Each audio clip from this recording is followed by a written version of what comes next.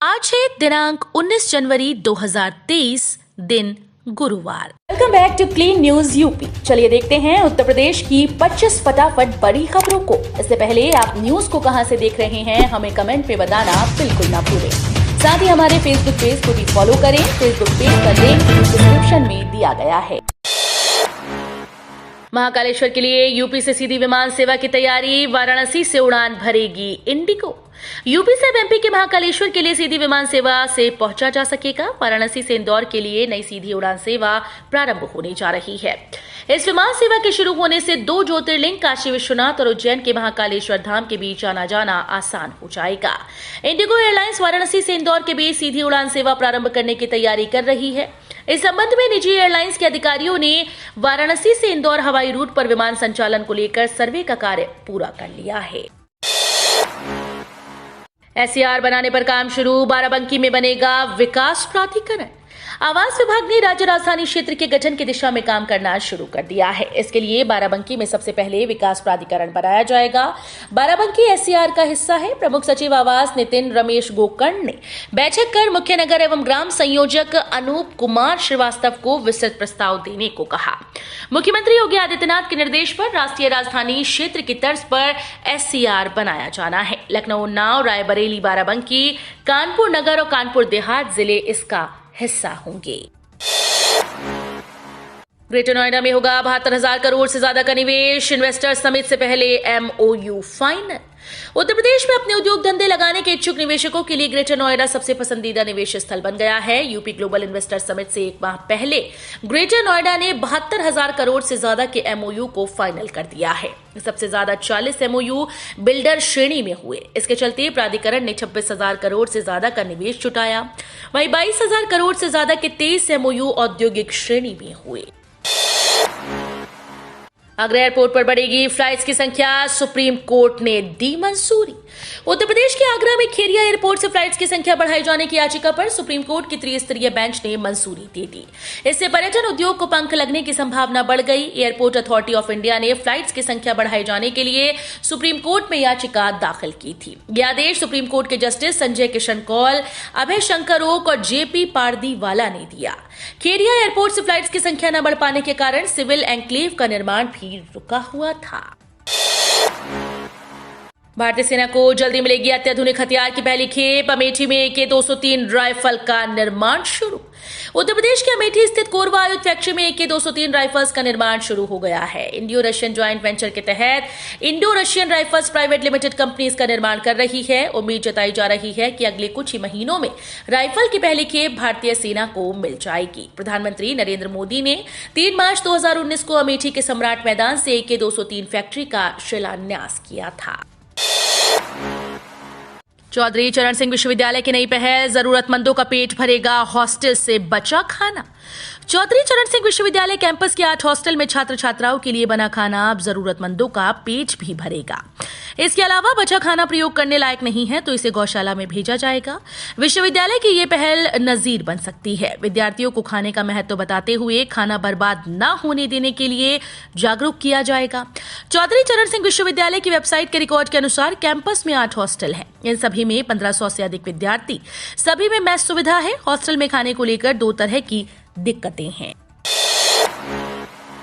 जेलों में बंद माफियाओं की एक हरकत पर होगी पैनी नजर। योगी सरकार का बड़ा फैसला। यूपी में कानून व्यवस्था चुस्त दुरुस्त करने में लगी योगी सरकार लगातार अपराधियों और माफियाओं पर नकेल कस रही है। माफियाओं को एक कर जेल में डाला जा रहा है। जेल में भी इनकी हुकूमत न चले और इनकी पल पल की हरकतों पर नजर रखने के लिए योगी सरकार ने बड़ा फैसला लिया है। प्रदेश के 30 जेलों में CCTV की संख्या बढ़ाने और उनके अपग्रेडेशन का काम होगा। कई जेलों में ये काम अंतिम दौर में है। आयुष विश्वविद्यालय के निर्माण कार्य में देरी। 77% काम बाकी। पूरा करने के लिए समय केवल 8.5 महीने। आयुष विश्वविद्यालय के निर्माण कार्य में लापरवाही बरतने पर लोक निर्माण विभाग ने कार्यदायी संस्था पर 2.10 करोड़ रुपए का जुर्माना लगाया।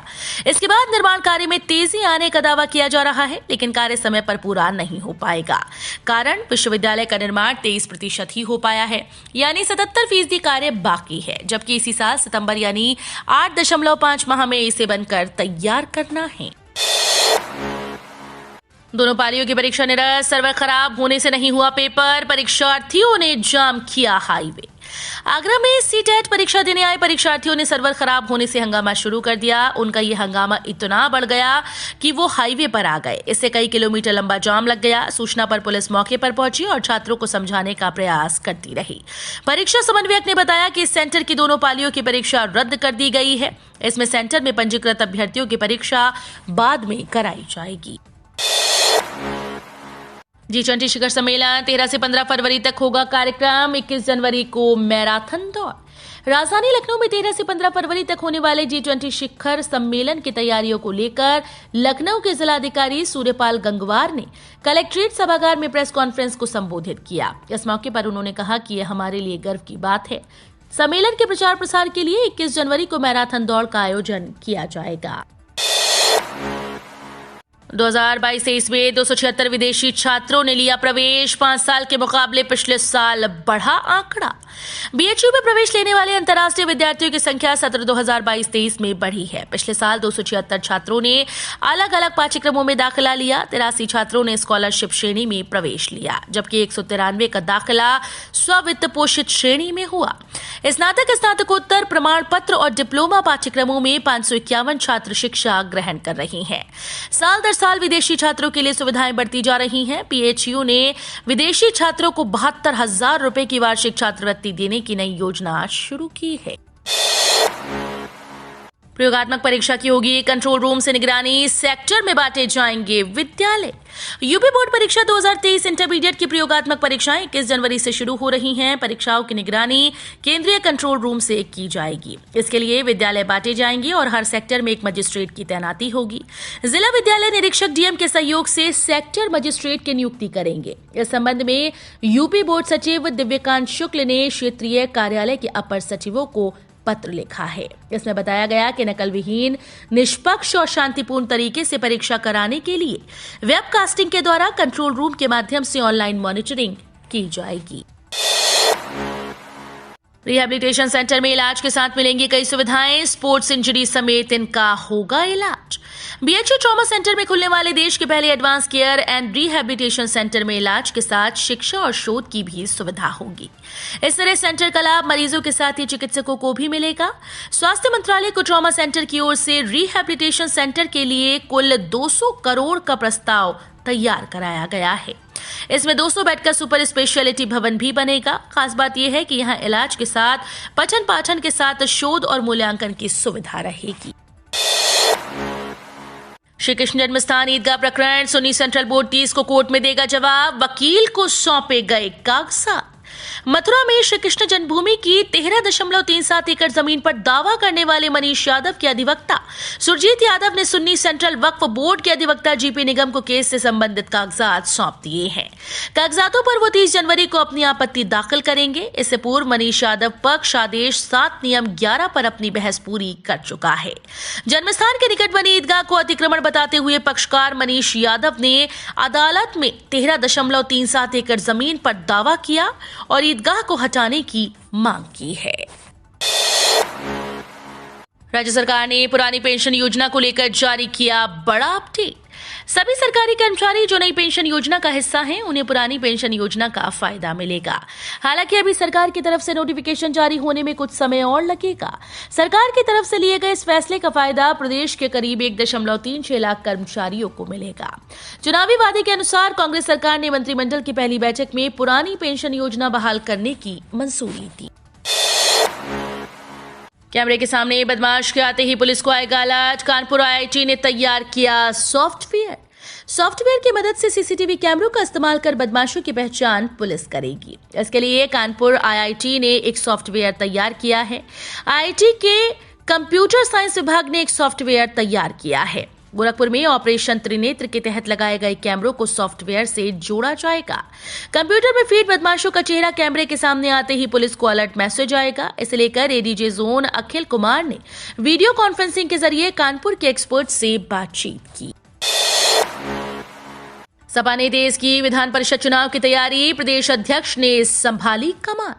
सपा ने विधान परिषद के स्नातक और शिक्षक खंड की 5 सीट्स के चुनाव को लेकर तैयारियां तेज कर दी हैं।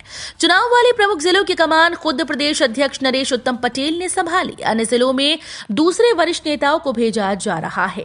विधान परिषद के स्नातक और शिक्षक खंड की 5 सीट्स के लिए 30 जनवरी को मतदान होने हैं। सपा ने स्नातक खंड में गोरखपुर फैजाबाद से करुणकांत मौर्य, कानपुर से डॉक्टर कमलेश यादव, बरेली मुरादाबाद से शिव प्रताप सिंह यादव और शिक्षक खंड में इलाहाबाद झांसी से एसपी पटेल और कानपुर से प्रियंका को उम्मीदवार बनाया है।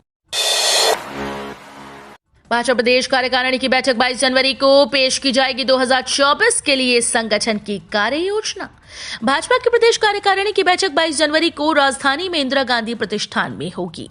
प्रदेश अध्यक्ष भूपेंद्र सिंह चौधरी और महामंत्री संगठन धर्मपाल सिंह के कार्यकाल की ये पहली प्रदेश कार्यकारिणी बैठक होगी। इसमें योगी सरकार के समर्थन में राजनीतिक प्रस्ताव पारित किया जाएगा। पीएम मोदी ने सांसद खेल महाकुंभ का किया उद्घाटन। बोले, देश की युवा शक्ति को लाभ होगा। प्रधानमंत्री नरेंद्र मोदी ने 1:20 पर वर्चुअल माध्यम से रिमोट दबाकर सांसद खेल महाकुंभ का उद्घाटन किया। इससे पहले मुख्यमंत्री योगी आदित्यनाथ ने आयोजन स्थल शहीद सत्यवान सिंह स्टेडियम के मंच से खिलाड़ियों और मौजूद जनसमूह को संबोधित किया। सीएम योगी ने कहा कि पिछले 8 वर्षों में पूरा देश और दुनिया एक नए भारत का गवाह बना। बदलते भारत ने दुनिया को हर क्षेत्र में अपनी ताकत का एहसास कराया।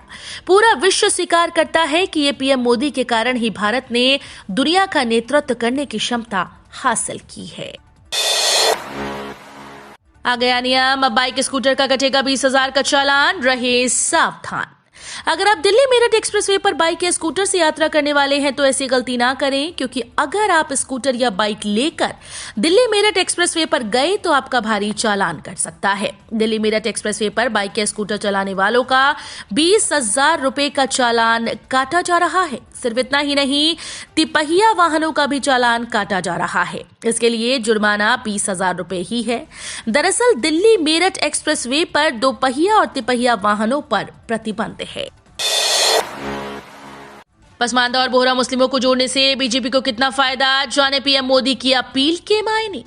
प्रधानमंत्री नरेंद्र मोदी ने पार्टी के नेताओं को 2024 के लोकसभा चुनाव में जीत का नया मंत्र दिया।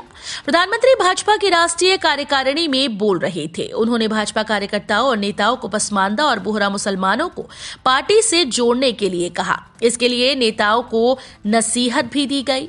कहा कि मुस्लिम समाज के बारे में गलत बयानबाजी न करें। उन्होंने नेताओं की सभी धर्मों और जातियों को साथ लेकर चलने की बात कही। आंकड़े बताते हैं कि भाजपा को बहुत कम मुस्लिम वोट मिलते हैं। ऐसे में पीएम मोदी का ये बयान सियासी गलियारे में चर्चा का विषय बना हुआ है। केनरा बैंक ने एफडी पर ब्याज दरों में की बढ़ोतरी। ग्राहकों को मिलेगा 7.75% का फायदा। पब्लिक सेक्टर बैंकों में एक केनरा बैंक ने 2 करोड़ से कम की फिक्स डिपॉजिट पर ब्याज दरों में बढ़ोतरी की। बैंक की आधिकारिक वेबसाइट के मुताबिक नई ब्याज दर 18 जनवरी 2023 यानी कि कल से लागू है। बैंक 7 दिन से 10 साल की एफडी पर आम जनता को 3.25 से लेकर 7.15% ब्याज दर का लाभ दे रहा है और सीनियर सिटीजन को 3.25 से लेकर 7.65% ब्याज दर का लाभ दिया जा रहा है। लखनऊ पीजीआई चौराहे पर बनेगा 4 लेन फ्लाईओवर, जाम से मिलेगी निजात। लखनऊ से रायबरेली का सफर जल्द आसान होगा। पीजीआई चौराहे के पास 4 लेन फ्लाईओवर बनेगा। एनएचएआई ने निजी कार्यदायी संस्था से सर्वे कराया है। सर्वे रिपोर्ट जल्द केंद्र सरकार को भेजी जाएगी। प्रस्तावित फ्लाईओवर से 1 लाख आबादी को ट्रैफिक जाम से निजात मिलेगी। लखनऊ के पीजीआई अस्पताल में सीतापुर, लखीमपुर, सुल्तानपुर सहित कई जिलों के गंभीर मरीज रोजाना बेहतर इलाज के लिए आते हैं, लेकिन ट्रैफिक जाम के कारण मरीज व तीमारदारों को काफी दिक्कत होती है। कड़ाके की ठंड के साथ अब बरसात और ओले के आसार। शीतलहर के प्रकोप के बीच आने वाले दिनों में बारिश के आसार बनते दिखाई दे रहे हैं। मौसम विभाग ने इसको लेकर चेतावनी जारी की। विभाग ने उत्तर प्रदेश, हिमाचल प्रदेश, उत्तराखंड, दिल्ली, पंजाब और राजस्थान में बारिश होने की आशंका जताई। इस बीच तेज हवाएं चलने और ओले पड़ने के भी आसार हैं। इसके चलते एक बार फिर से ठंड से लोग परेशान हो जाएंगे। तेज हवाएं चलने का अनुमान है। राष्ट्रीय लोकदल ने विभिन्न सेक्टर्स के अध्यक्ष और महासचिव घोषित किए। राष्ट्रीय लोकदल ने कार्यक्षेत्र के अध्यक्ष और महासचिवों की घोषणा की। प्रदेश अध्यक्ष रामाशीष राय ने बताया कि ये नई सूची जारी की गई है। फिलहाल 10 सेक्टर्स में ये तैनाती की गई। संगठन का आगे विस्तार जल्द होगा। राय ने कहा कि किसानों के विभिन्न मुद्दों को लेकर रालोद लगातार अभियान चला रहा है, जिसे और तेज किया जाएगा। तो ये थी आज की 25 फटाफट बड़ी खबरें। अगर आपको न्यूज पसंद आई हो तो वीडियो को लाइक और शेयर जरूर करें। धन्यवाद।